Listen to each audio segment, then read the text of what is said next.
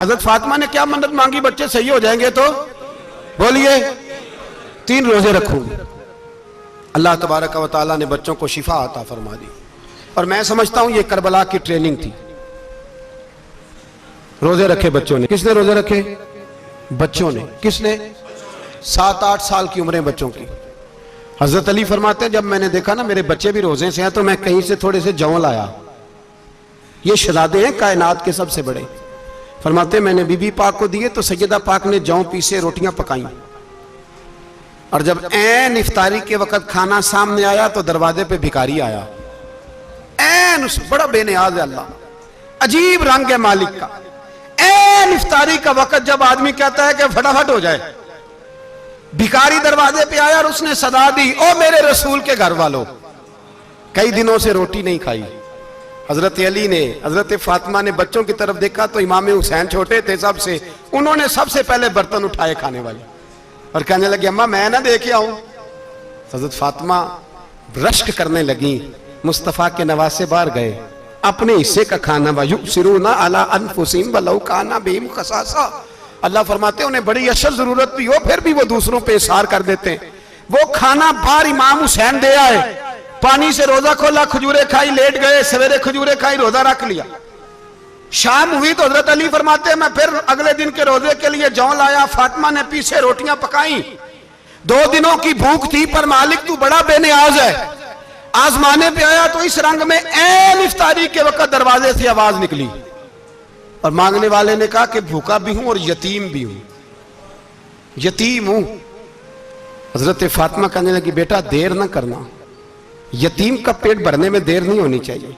खाना बाहर चला गया, पानी से रोजा, खजूरें। शहजादे हैं शहजादे, ये 2 जहां के शाह हैं, पास कुछ रखते नहीं, 2 जहां की नेमतें हैं इनके खाली हाथ में। खजूर पानी से इफ्तारी भी सहरी भी, सवेरे फिर उठे रोजा रखा। 3रा दिन है, तीसरा। जरा दिल पे हाथ रखना, बच्चा एक रात भूखा हो तो अम्मा सोती नहीं। और मैं कहा करता हूं अम्मा फालज वाली हो ना, फालज वाली मां, फालज ज़्यादा।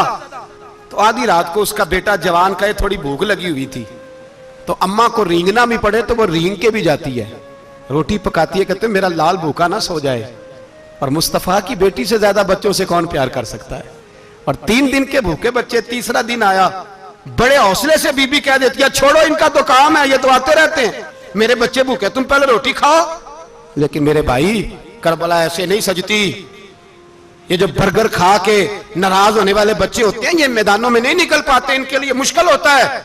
हजरत फातिमा ने, हजरत अली ने ड्यूटी की, ड्यूटी अपने बच्चों को तैयार किया करबला के लिए। 3रे दिन जब रखा सामने खाना तो बाहर से बोलने वाला बोला का मैं मिस्कीन हूं, लाचार हूं, घर भी कोई नहीं, खाना भी कोई नहीं। इमाम हुसैन फिर उठे, 3रे दिन का भी खाना दे दिया। हजरत अली फरमाते मैं बच्चे पकड़ के मस्जिद लेके गया, कहीं भूख से मेरे लाल गिर ना जाएं। कहते हैं हामते कामते तीनों शहजादे मस्जिद में दाखिल जो हुए तो बस हमारी कीमत पड़ गई, मुल पड़ गया हमारा। कहते हैं मस्जिद में कदम रखा तो ऐसे लगा जैसे नबी पाक हमारा इंतजार कर रहे हैं।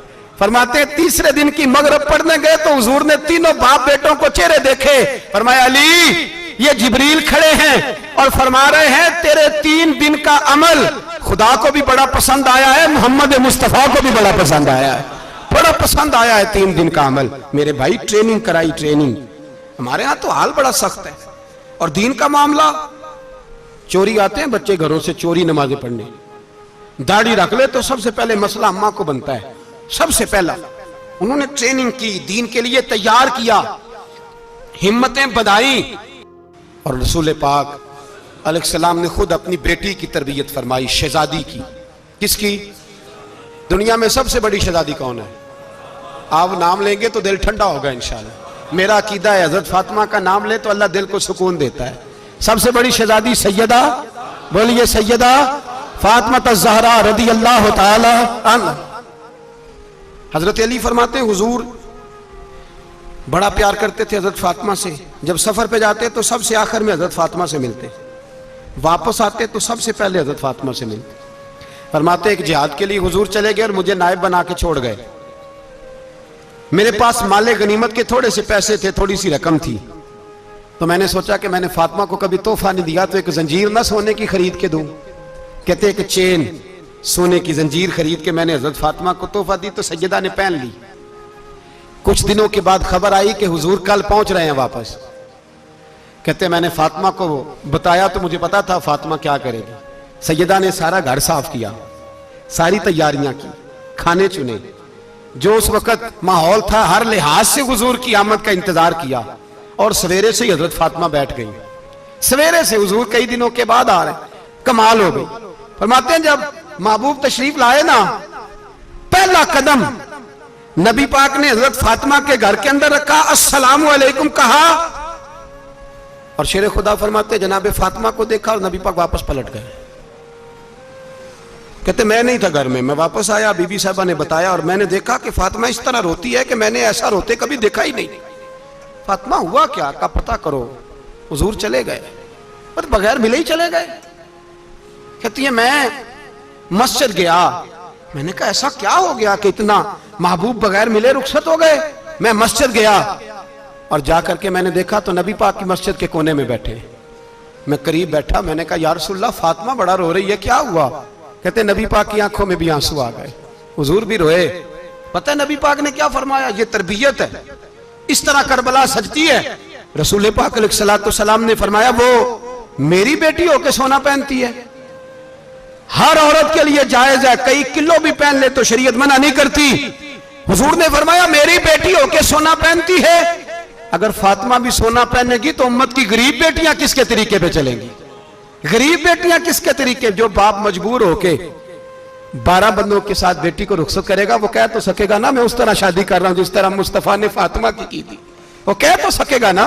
लेकिन अगर ये भी सोने पहनेगी तो फिर नक्शे कदम कैसे मुतय्यन होंगे। हजरत शेर खुदा वापस आए, कहा फातिमा ये तेरी चेन रसूल पाक को पसंद नहीं आई।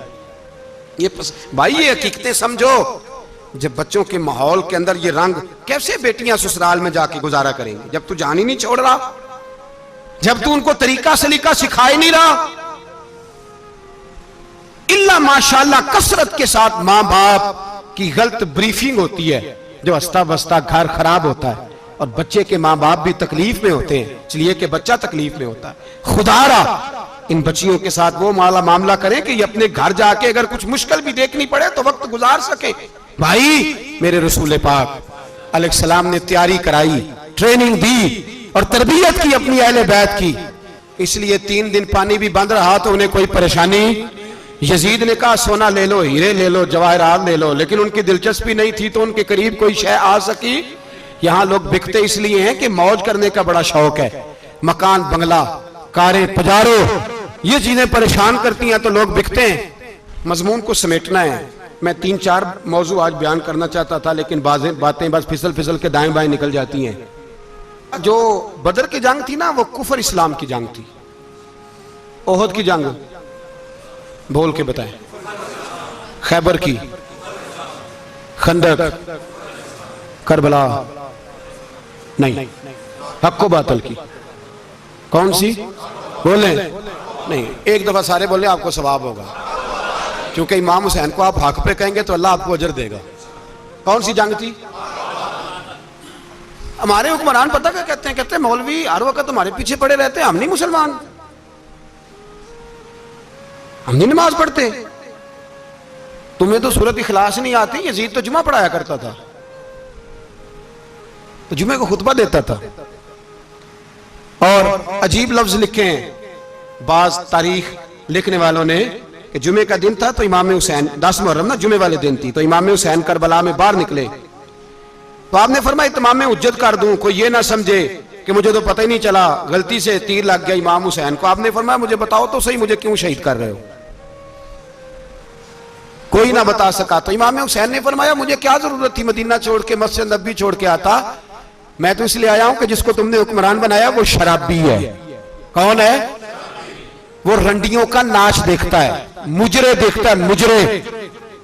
वो अल्लाह के हलाल को हराम और हराम को हलाल कहता है, लिहाजा मुसलमानों का हुक्मरान बनने के काबिल है ये इमाम। और ये मैं आपको एक नहीं, मैं 20 तारीखों में दिखाऊंगा कि यही खुतबा इमाम हुसैन का कि तुमने अल्लाह के हलाल को हराम, हराम को हलाल कहा, शराब, जिना, जुआ, बदकारी आम कर दी, लिहाजा यजीद मुसलमानों का हुक्मरान बनने का अहल